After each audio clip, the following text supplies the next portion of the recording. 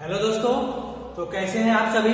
स्वागत करते हैं हम आप सभी लोगों का आपके अपने इस YouTube चैनल जिसका नाम है टारगेट विथ राज। मैं राजेश यादव आपके लिए लेकर हाजिर हूँ आज से क्लास। तो दोस्तों, जैसा कि पिछले वीडियो में मैंने आपको फ्यूचर परफेक्ट टेंस का इंट्रोगेटिव मैंने आपको बताया और उसके पहले मैंने आपको फ्यूचर परफेक्ट टेंस में अफर्मेटिव और निगेटिव का ये दोनों रूल मैंने आपको बताया था और पिछले वीडियो मैंने आपको इंट्रोगेटिव भी बता दिया। क्लियर है जी। और आज हम पढ़ने वाले हैं वॉइस में इंपरेटिव सेंटेंस। क्लियर है। आज हम पढ़ने वाले हैं वॉइस में इंपरेटिव सेंटेंस और ये इंपरेटिव सेंटेंस होता क्या है। क्लियर है। इंपरेटिव सेंटेंस होता क्या है, ये कैसे बनता है और इसको बनाने के क्या नियम है, ये सारी चीजें जो है हम आपको विस्तार से बताते हैं। तो देखिए, इंपरेटिव सेंटेंस वह सेंटेंस है इसमें आपको कोई आदेश दे सकता है, कोई रिक्वेस्ट करेगा या कोई आपको सजेस्ट करेगा। क्लियर है। कोई आपको रिक्वेस्ट कर सकता है, सजेस्ट कर सकता है या एडवाइस कर सकता है। इंपरेटिव सेंटेंस में आपको ऐसे वाक्य दिए जाएंगे, जैसे मान लीजिए अगर मैंने आपको बोला डू इट, जैसे एक सेंटेंस मैंने आपको दिया डू इट। क्लियर है। इसे करो, डू इट, इसे करो।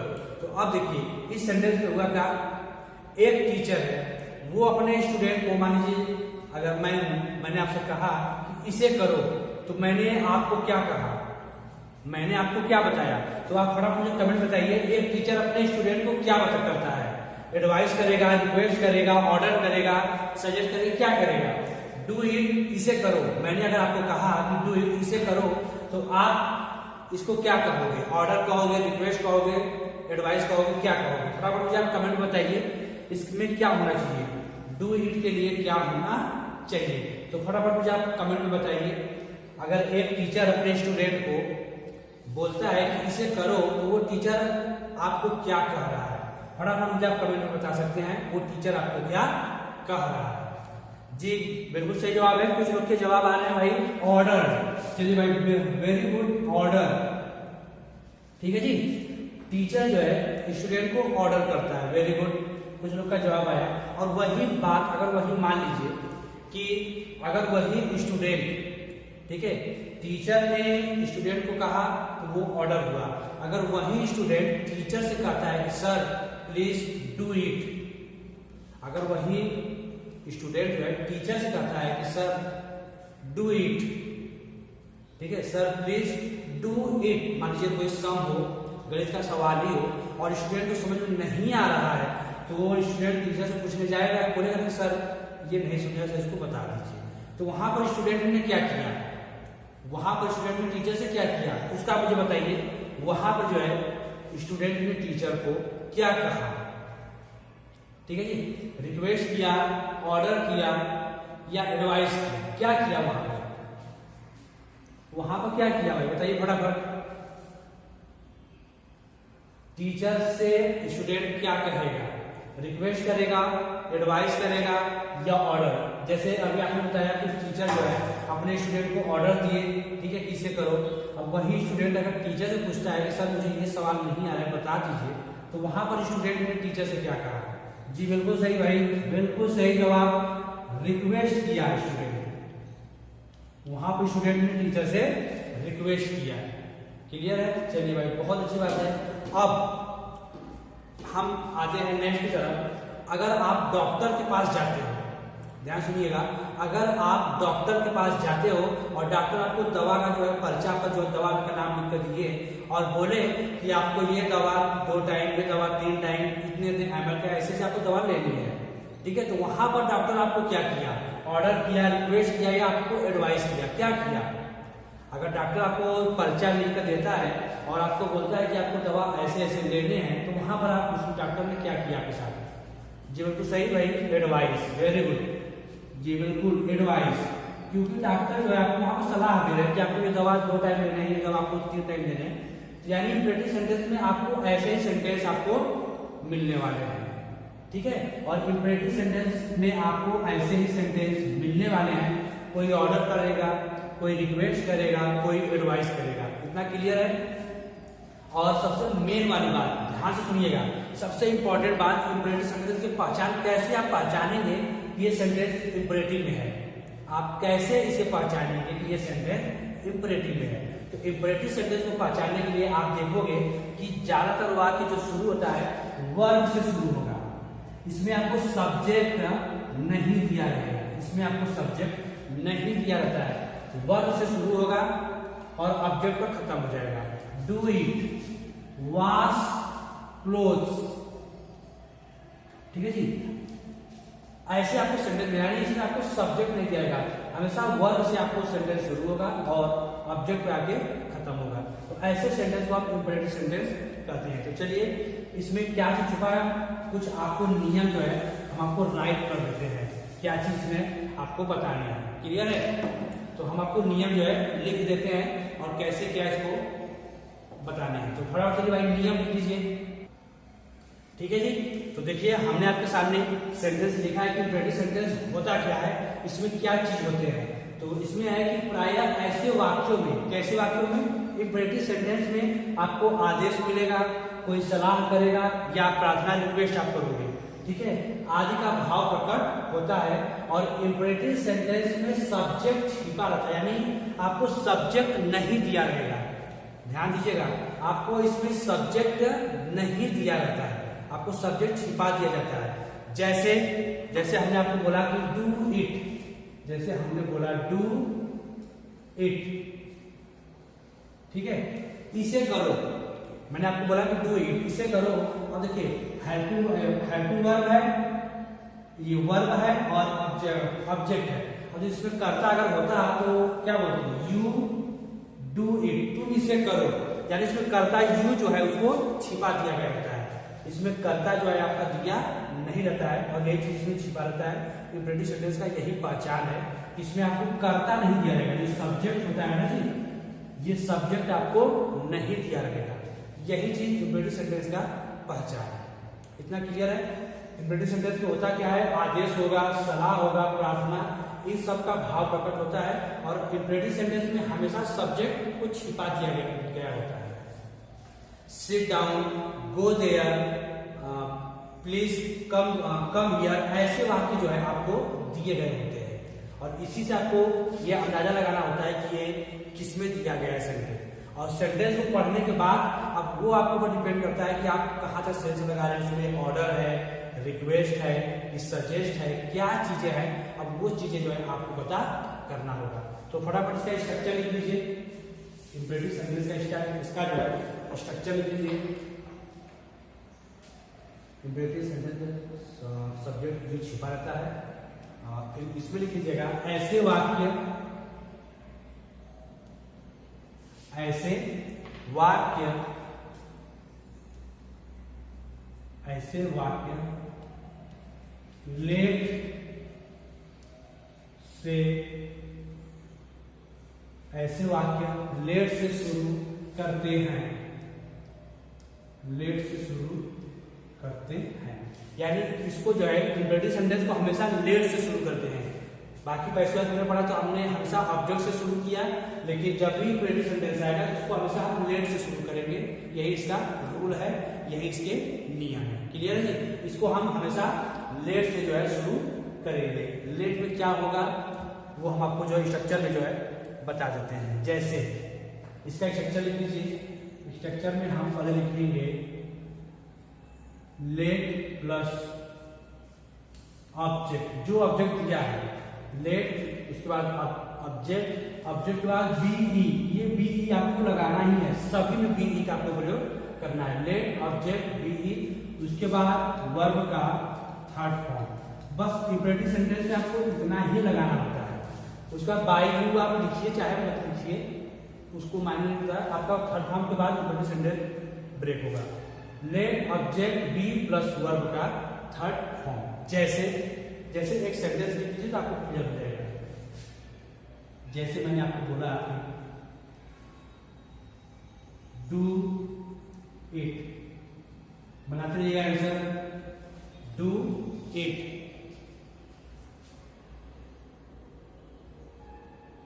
अच्छा पहले एक सेंटेंस आप बताइए भाई, डू इट का क्या है, आप इसका पहले आंसर बताइए। Do it,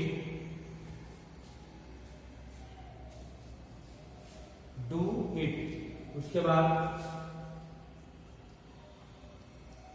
open the window,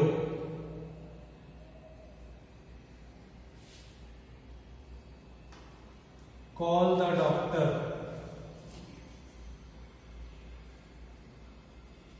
ठीक है जी, do it, open the window, call the doctor, ठीक है।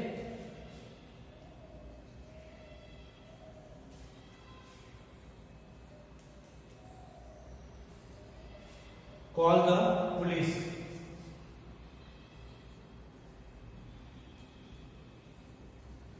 Ask the questions. तो फटाफट सभी के आंसर आप मुझे कमेंट में बताइए भाई। स्ट्रक्चर आपके सामने है और स्ट्रक्चर देखने के बाद आप सहज अनुमान लगाइए क्या है। पहले हमको लगाना क्या है, लेट, लेट के बाद ऑब्जेक्ट क्या है और ऑब्जेक्ट का बी हमको लगाना ही है, उसके बाद वर्ब का थर्ड फॉर्म, ठीक है जी। और देखिएगा इंपरेटिव सेंटेंस में हमेशा यू छिपा रहेगा, यानी शुरू के जो सब्जेक्ट हैं वो सब्जेक्ट हमारे छिपा दिए गए होते हैं, आपको सब्जेक्ट नहीं दिया गया होगा, ध्यान रखिएगा, ठीक है। और सेंटेंस में क्या कर रहा है, कोई आपको रिक्वेस्ट करेगा, कोई ऑर्डर करेगा, कोई सजेस्ट करेगा, एडवाइस करेगा, ऐसे वाक्य जो उसमें दिया गया होता है। तो वो आपको समझना क्या है कि इंपरेटिव सेंटेंस में होता क्या है। तो पूछे तो इंपरेटिव सेंटेंस में आदेश होता है, सलाह होता है, प्रार्थना होता है, इन सभी का भाव प्रकट होता है। क्लियर है। देखिए इस सभी में यू डू इट, तुम इसे करो, you open the window, you call the doctor, you call the police, you ask the questions, यानी सभी में जो देखिए आपके सब्जेक्ट जो है छिपा दिए गए हैं, सभी में सब्जेक्ट छिपा दिए गए हैं। और ये सारा सेंटेंस क्या है, इंपरेटिव है। तो इंपरेटिव के लिए हम पहले क्या लगाएंगे, लेट का प्रयोग। तो फटाफट मुझे आप कमेंट में आंसर बता दीजिए भाई। पहले जैसे डू इट है तो हो गया हमारा लेट, देखिए लेट हो गया, ऑब्जेक्ट क्या है इसमें, इट, चलिए लेट इट हमने लिखा। अब ऑब्जेक्ट का बी हमको लगाना ही है, लेट इट बी। अब देखिए डू का third form do did done, let it be done, clear है, लेट इट बी डन। इसी तरह नेक्स्ट ओपन द विंडो, इसका भी आंसर नहीं भाई। आंसर कुछ लोग हमें कमेंट में मिलना शुरू हो रहे हैं और आप मुझे कमेंट में आंसर बताते रहिए, आंसर आपका मुझे जो है कमेंट में मिल रहा है, ठीक है। आंसर जो है आपका मुझे कमेंट में मिल रहा है और ऐसा फटाफट मुझे बताइए। ओपन द विंडो, अब देखिए क्या हो जाएगा, पहले हम लगाते हैं लेट, लेट पर हमारा ऑब्जेक्ट क्या है, द विंडो, तो देखिए let the window, let the window, clear है। अब देखिए हमको लगाना क्या है, उसके बाद बी, फिर थर्ड फॉर्म, ओपन का थर्ड फॉर्म हो गया हमारा open, let the window be open, let the window be open, clear है। इसे नेक्स्ट कॉल द डॉक्टर, तो इसका क्या हो जाएगा, let the doctor be, call का हो गया हमारा called, let the doctor be called, clear है। इससे हमारा next call the police, call the police, क्या हो जाएगा, लेट ऑब्जेक्ट क्या है, the police, let the police. अब बी भी हमको लगाना है और कॉल का थर्ड फॉर्म हो गया हमारा कार्ड, क्लियर है। Next ask the questions, object क्या है, let be object the questions, let the questions be हमको लगाने हैं और आस्क का थर्ड फॉर्म हो गया हमारा आस्क, आस्क का हो गया हमारा आस्क, क्लियर है। चलिए तो फटाफट देख लीजिए ऐसे बने हैं। अब इसमें देखिए इसमें भी निगेटिव सेंटेंस हमारे आते हैं, इसमें भी हमारे निगेटिव आते हैं। तो निगेटिव के लिए कैसे क्या करोगे भाई, ये तो हो गया हमारा अफर्मेटिव का, इसमें अगर इसमें निगेटिव आएगा तो क्वेश्चन में निगेटिव आपको जब क्वेश्चन मिलेगा तो क्वेश्चन में, अच्छा ठीक है इसको लिखिए सब जब आपको बताते हैं, ठीक है जी, क्वेश्चन में आपको कैसे क्या दिया रहेगा। तो फटाफट इसको ले लीजिए स्क्रीनशॉट, फिर हम इसको करते हैं इरेज, ठीक है। तो चलिए हम इसको करते हैं इरेज भाई, ठीक है जी। तो देखिए इंपरेटिव सेंटेंस में अब हम पढ़ने वाले क्या है, निगेटिव का। निगेटिव आएगा तो क्वेश्चन में क्या दिया रहेगा, तो ध्यान रखिएगा जब क्वेश्चन पूछा जाएगा तो या तो डू नॉट का क्या आएगा या डोंट करके आएगा क्वेश्चन में। ठीक है, इंपरेटिव सेंटेंस में या तो डू नॉट करके क्वेश्चन में आएगा या तो डोंट करके आएगा। जब डू नॉट या डोंट आए तो समझ जाइए इंपरेटिव सेंटेंस का निगेटिव है और ऑब्जेक्ट के बाद हम नॉट का प्रयोग करेंगे। ठीक है, ऑब्जेक्ट के बाद हम नॉट का प्रयोग करेंगे। जैसे क्वेश्चन देख लीजिए, जैसे हमने यहां पे दे दिया don't do not help him, do not help him, एक क्वेश्चन ये है और एक अगर हम दे दिए डोंट, दोनों से लीजिए। ठीक है, डोंट टीच देम। अब दोनों के आंसर आप मुझे कमेंट बताइए क्या होने चाहिए, अगर आपको आ रहा है तो बताइए। देखिए इस डू नॉट और डोंट ये हमारा निगेटिव सेंटेंस शो कर रहा है इंपरेटिव सेंटेंस का। जब भी इंपरेटिव सेंटेंस में अगर डू नॉट या डोंट शब्द आए तो पहले हम लेट का ही यूज करेंगे। पहले हम लगा देंगे लेट, अब उसके बाद हमारा ऑब्जेक्ट क्या है हिम, तो हम हिम का हिम ही लिखेंगे। ध्यान रखिएगा लेट के बाद हमेशा ऑब्जेक्ट फॉर्म ही आएगा, इसका सब्जेक्टिव फॉर्म नहीं आता है।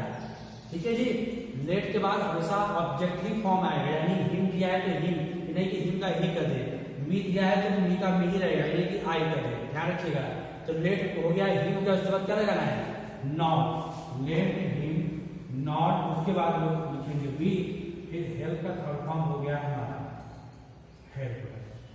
Late him not B help. Clear है? इसी तरह इसका क्या हो जाएगा लेट देम, दे मत कीजिएगा, लेट देम, लेकिन डोंट दिया है तो हम लिखेंगे नॉट, उसके बाद करेंगे बी, इसका थर्ड फॉर्म हो गया हमारा डोंट। अब देखिए इन सबके बाद हम बाय यू भी लिख सकते हैं। जैसे होगा ना कि you don't help him, you don't teach them, तो let him not be helped by you, let them not be taught by you. By you लिख सकते वो भी हमारा सही है, लेकिन ज्यादातर थर्ड फॉर्म के बाद सेंटेंस नहीं दिया नहीं लिखा है। क्लियर है? तो चलिए कुछ स्ट्रक्चर लिख लीजिए भाई, बनाते रहिए आप लोग। क्वेश्चन लिख लीजिए,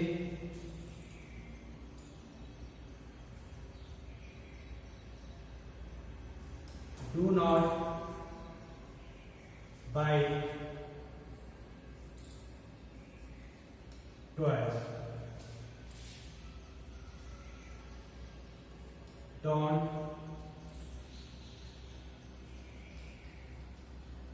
pluck the flowers,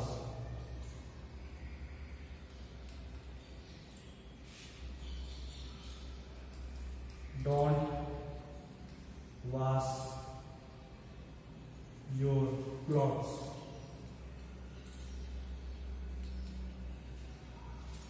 ठीक है जी, कितना है हेल्प द पुअर। ये चार क्वेश्चन आपके सामने है, चारों के आंसर मुझे फटाफट कमेंट में बताइए।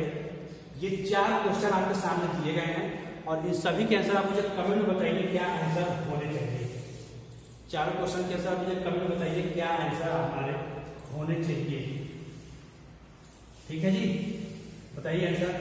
Do not bye twice, don't pluck the flowers, don't wash your clothes और हेल्प द पुअर।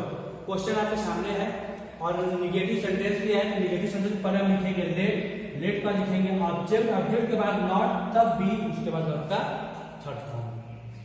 तो चलिए क्वेश्चन आपके सामने है, फटाफट बताइए क्या आंसर होने चाहिए, इसके आंसर क्या होने चाहिए। क्वेश्चन आपके सामने है, don't buy twice.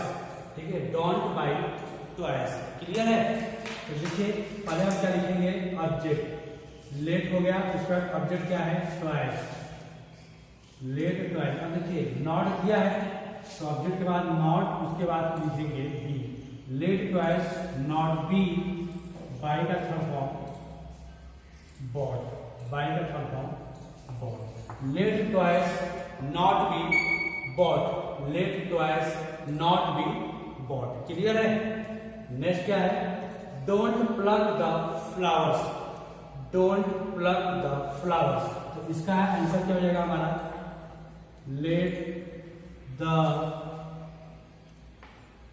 flowers, let the flowers not be plucked. Let the flowers not be plucked. Clear है? और नेक्स्ट क्या है? Don't wash your clothes. देखिए डोंट वॉश योर क्लोथ्स, तो पहले हम लिखेंगे लेट, उसके बाद हमारा ऑब्जेक्ट क्या है? Your clothes. लेट योर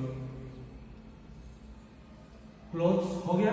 देखिए डॉट दिया है, नॉट लिखेंगे, उसके बाद बी और वॉश का थर्ड फॉर्म हो गया वॉश का।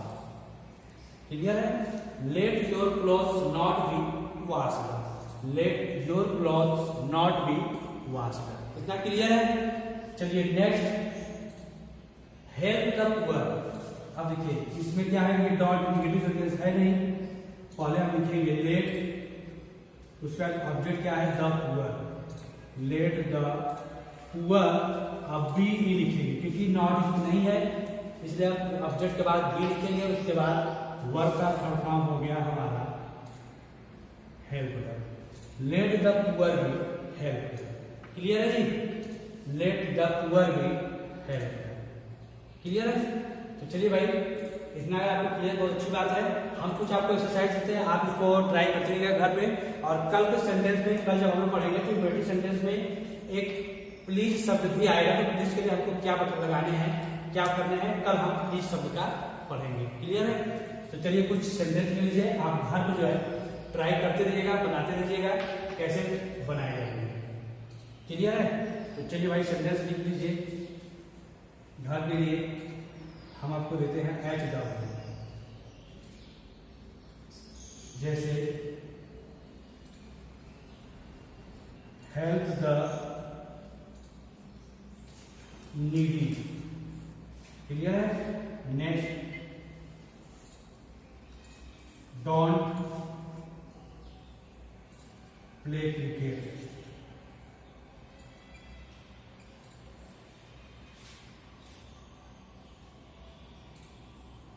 Do not obey them.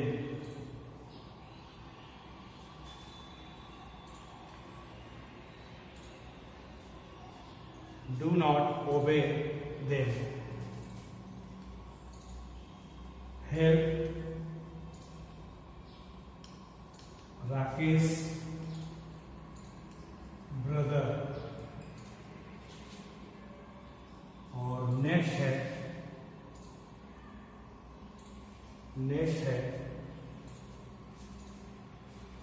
Ask him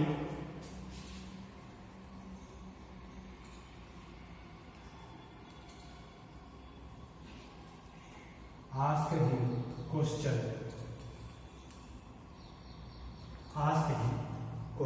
clear जी? तो ये क्वेश्चन आपके सामने दिए गए हैं, 5 क्वेश्चन है, और अफर्मेटिव और नेगेटिव दोनों क्वेश्चन का मिला के जो है मैंने आपको सेंटेंस दिया है। दोनों क्वेश्चन का मिला के मैंने आपको सेंटेंस अफर्मेटिव और नेगेटिव दोनों दिए हैं। नेगेटिव आएगा तो ऑब्जेक्ट लेट, फिर ऑब्जेक्ट के बाद नॉट, उस पर हम यूज करेंगे। अगर अफर्मेटिव होता है तो लेट ऑब्जेक्ट भी और वर्ब का थर्ड फॉर्म। तो आज के लिए बस इतना ही। हम लोग नेक्स्ट कल की क्लास में इंपरेटिव सेंटेंस में प्लीज शब्द का पढ़ेंगे। जब प्लीज शब्द आते हैं तो क्या चीज का यूज किया जाता है, कल के वीडियो में, कल की क्लास में हम लोग ये पढ़ेंगे। क्लियर है जी? तो आप सभी लोगों का बहुत बहुत धन्यवाद हमारे इस लाइव सेशन में जुड़ने के लिए। और अगर अभी तक आपने चैनल को सब्सक्राइब नहीं किया तो प्लीज चैनल को सब्सक्राइब कीजिए, लाइक कीजिए और अपने दोस्तों में शेयर भी जरूर कीजिए। ठीक है दोस्तों, क्योंकि लाइक करने से हमारे द्वारा जितने वीडियो का नोटिफिकेशन डाला जाएगा आपके पास जल्द से जल्द पहुंच जाएगा। ठीक है जी? तो चलते हैं, बस आज के लिए इतना ही। मिलते हैं नेक्स्ट क्लास में नेक्स्ट वीडियो के साथ। जय हिंद, जय भारत।